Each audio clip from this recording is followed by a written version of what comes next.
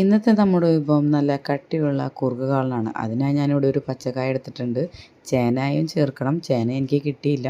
അത് ഞാൻ നന്നായി അരിഞ്ഞ് കഷ്ണങ്ങളാക്കി വെച്ചിട്ടുണ്ട്. അതിനുശേഷം ഞാൻ ചട്ടി ചൂടാൻ വെച്ച് അതിലേക്ക് കായ ഇട്ട് കൊടുത്തു. അതിലേക്ക് 1/4 ടീസ്പൂൺ മഞ്ഞൾപ്പൊടി, 1/4 ടീസ്പൂൺ ഉപ്പ്, 1/4 ടീസ്പൂൺ കുരുമുളക് പൊടി, 1/4 ടീസ്പൂൺ മുളക് പൊടി ചേർത്തിട്ട് വെള്ളമൊഴിച്ച് നന്നായി വേവിക്കാനിട്ടു. ആ നേരം കൊണ്ട് ഞാൻ ഇതിലേക്കുള്ള അരപ്പ് തയ്യാറാക്കാൻ പോവാണ്.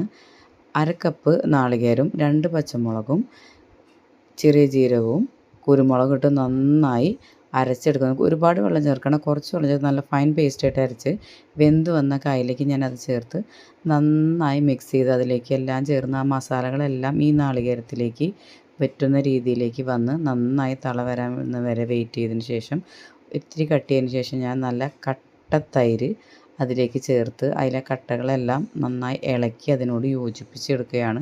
അതിനുശേഷം നമുക്കതിലേക്കുള്ള താളിപ്പ് തയ്യാറാക്കാം.